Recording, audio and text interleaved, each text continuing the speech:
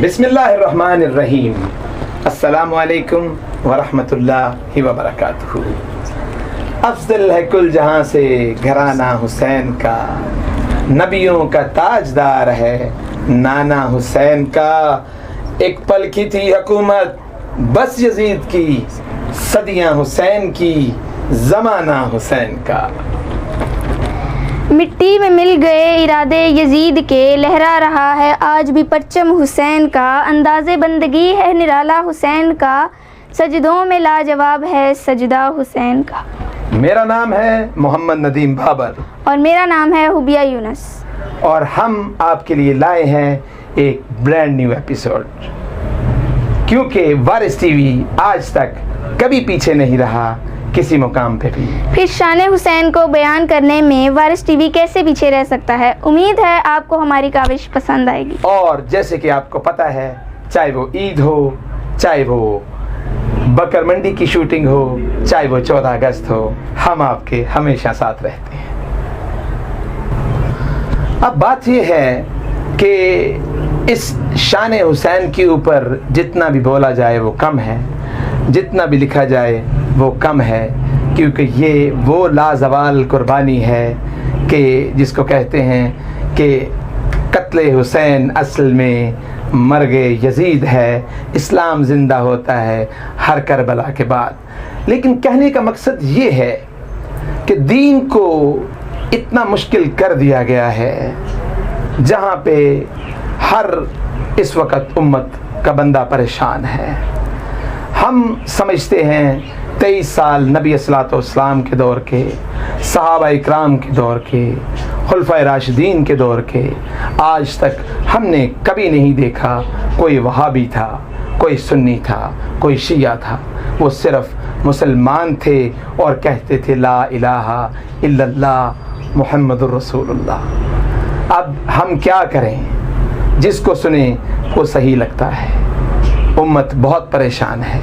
खुदारा इस उम्मत को एक प्लेटफॉर्म पे ज़रूर जमा करें। अगर हम इस ट्रांसमिशन को करने का सोच रहे थे, हम परेशान हुए क्योंकि हम आलिम नहीं हैं, हम फाजिल नहीं हैं, हम स्टूडेंट हैं। हमने मुख्तलिफ लोगों को सुना, हर बंदा अपने मसलक के ऊपर बोल रहा है। इसको सुन के उम्मत ही परेशान है। खुदारा कुछ ऐसा करें कि वो अच्छा हो।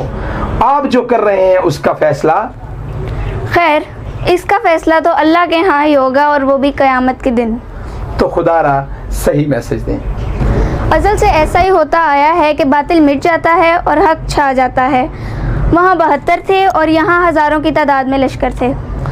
अब मैं ये कहता हूँ कि जब हमने इस प्रोग्राम को तैयार करने के लिए मुख्तलिफ लोगों को सुना, तो कुछ मसलक ये भी कहते हुए सुने गए कि ये इक़्तिदार की जंग थी। तो मैं ये कहता हूँ आपको दलीलन, बल्कि इसके शवाहद बाकायदा मौजूद हैं कि जब हज़ारों की तादाद में कूफे वालों ने हज़रत इमाम हुसैन रज़ियल्लाहु ताला अन्हु को ख़तूत लिखे, तो उस ख़तूत की बिना पे फ़ैसला ये किया गया कि हम अपना वहाँ पे कासिद भेजें ताकि हमें वहाँ के हालात पता लगें।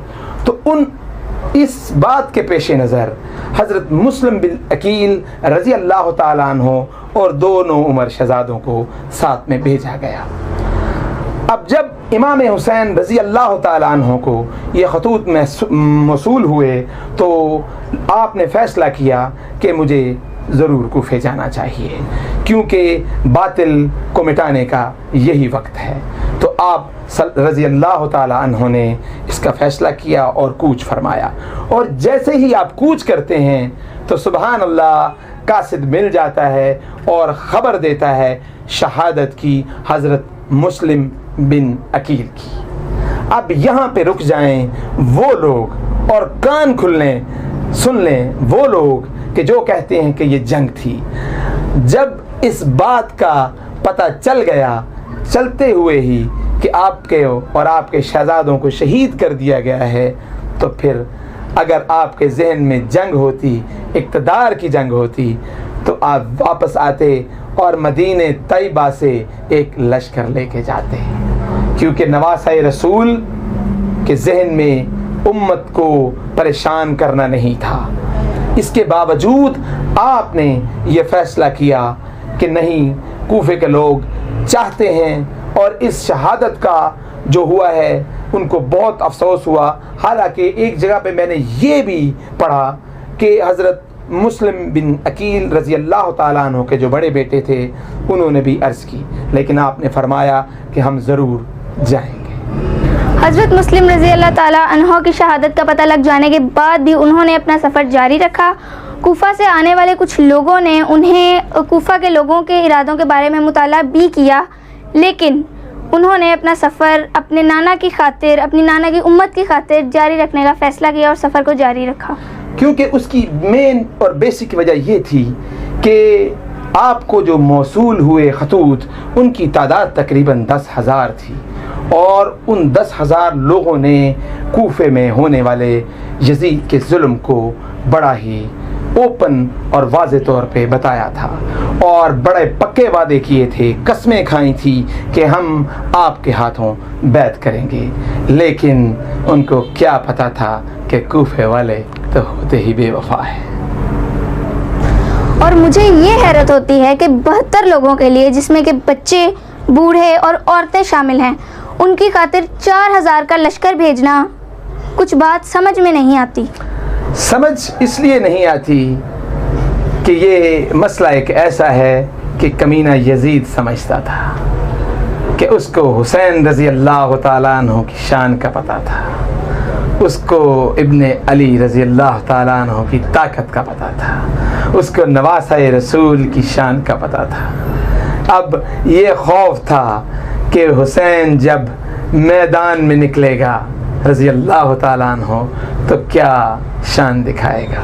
और दूसरा उसको खौफ ये था, मैं बताता चलूँ, कि उसको ये डर था कि वो ऐसा ना हो कि जो तमाम लोग हैं हज़रत इमाम हुसैन रज़ी अल्लाह ताला अन्हु की तरफ ना हो जाएं, क्योंकि जब हज़रत इमाम हुसैन रज़ी अल्लाह ताला अन्हु ख़िताब करेंगे, बोलेंगे, तो वो हक़ पे बोलेंगे। तो नाज़रीन, आज की ये किस्त यहाँ तक, बाकी का किस्सा इंशाअल्लाह हम कल करेंगे, क्योंकि हमारा अक्सर ये मकसद होता है कि प्रोग्राम को छोटा रखा जाए। तो कल तक के लिए आपने मेज़बान मोहम्मद नदीम बाबर और हुबिया यूनुस को इजाज़त दीजिए, और हमारे चैनल को लाइक, सब्सक्राइब और शेयर कर दीजिएगा। अल्लाह हाफ़िज़।